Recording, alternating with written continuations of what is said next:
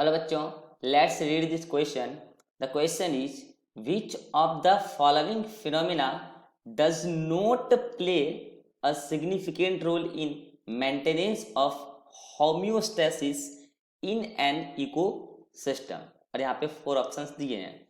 Basically की concept of this particular question की concept of this particular question is homeostasis.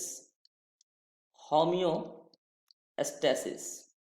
तो सबसे पहले हमें यही समझना होगा कि ये होम्योस्टेसिस होता क्या है।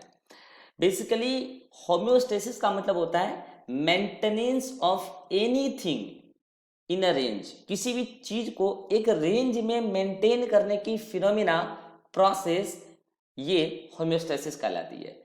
हम ह्यूमंस हम भी अपने बॉडी के इंटरनल इन्वायरमेंट को मेंटेन करके रखते हैं, वो हमारा होम्योस्टेसिस है। इकोसिस्टम अपने पूरे स्ट्रक्चर को एक रेंज में, फंक्शन को एक रेंज में मेंटेन करके रखता है, वो इकोसिस्टम का होम्योस्टेसिस है। तो हम कह सकते हैं इट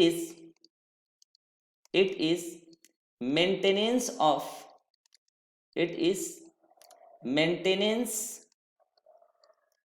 ऑफ एनीथिंग। हम यहाँ पे इकोसिस्टम के संदर्भ में बात कर रहे हैं, मीन्स उसके स्ट्रक्चर और फंक्शन के बारे में बात कर रहे हैं। It is maintenance of anything in a range, एक रेंज में, कि हाँ स्ट्रक्चर की मिनिमा ये है, मैक्सिमा ये है, फंक्शन इतना मैक्सिमम हो सकता है और मिनिमम इतना होना जरूरी है। तो अब हम यहाँ पे देखेंगे कि एक एक करके ऑप्शन को। पहला ऑप्शन है कैरिंग कैपेसिटी। तो हम ये समझते हैं कि ये कैरिंग कैपेसिटी क्या होता है इकोसिस्टम में।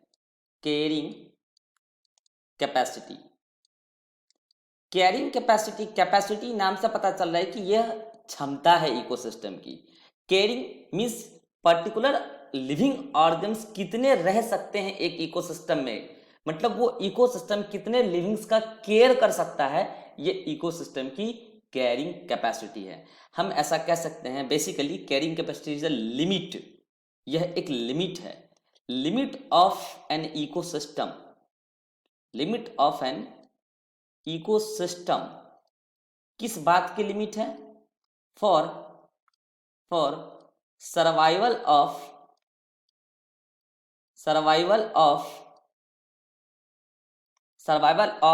लिमिटेड नंबर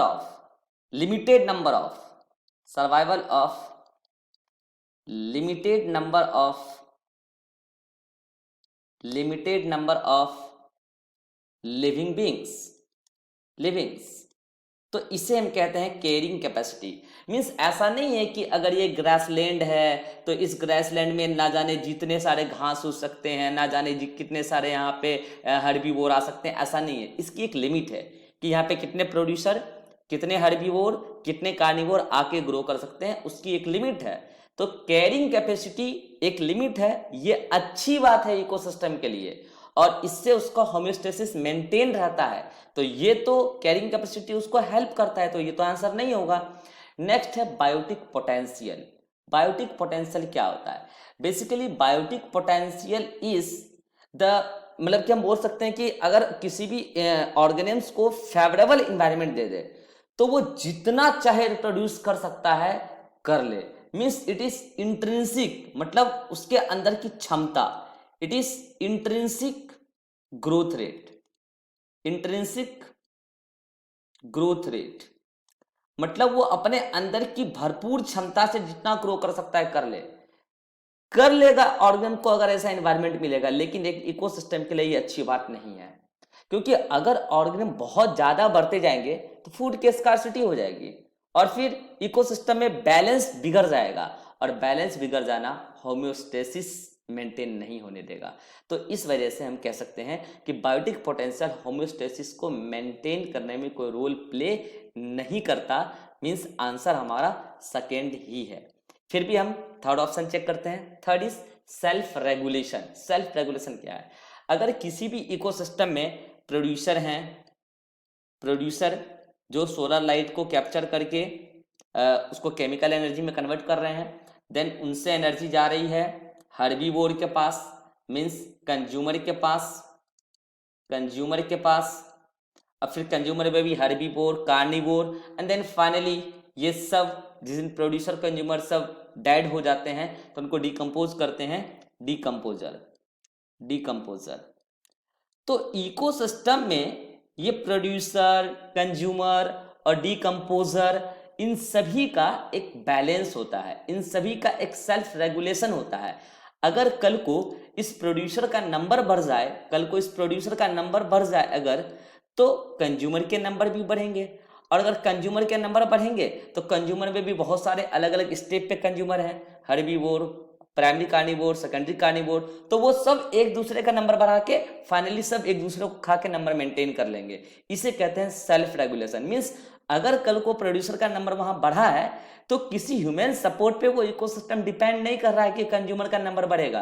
प्रोड्यूसर बढ़ा है तो कंज्यूमर को खाने की फैसिलिटी बढ़ गई है, उसका नंबर खुद बढ़ जाएगा, पूरा इकोसिस्टम सेल्फ रेगुलेशन में आ जाएगा। मींस सेल्फ रेगुलेशन तो उसे हेल्प करता है होमोस्टेसिस मेंटेन करने में। सो ये आंसर नहीं होगा, क्योंकि हमें क्वेश्चन में पूछा गया है कि कौन होमोस्टेसिस में हेल्प नहीं करता है। नेक्स्ट है फीडबैक। फीडबैक अच्छी बात है। फीडबैक क्या होता है? अगर कल को किसी कारण से इस कंज्यूमर का नंबर बढ़ गया, अगर कंज्यूमर का नंबर बढ़ गया, प्रोड्यूसर का नंबर नहीं बढ़ा है, कंज्यूमर का नंबर बढ़ गया, तो इकोसिस्टम को फीडबैक मिल जाएगा कि इस कंज्यूमर का नंबर घटाओ। कैसे फीडबैक मिलेगा? कंज्यूमर का नंबर बढ़ा मगर प्रोड्यूसर का नंबर नहीं बढ़ा है तो फूड स्कार्सिटी कम पड़ जाएगी ना, ये तो कांस्टेंट है ना। अगर ये प्रोड्यूसर कांस्टेंट है तो ये कंज्यूमर जितने बढ़े हैं बहुत सारे को फूड नहीं मिल पाएगा, इसका मतलब उसे एक फीडबैक मिल जाएगा कि ये कंज्यूमर जितना एक्स्ट्रा बढ़े हैं वो सब फूड स्कार्सिटी से मरेंगे। This is called as feedback in ecosystem.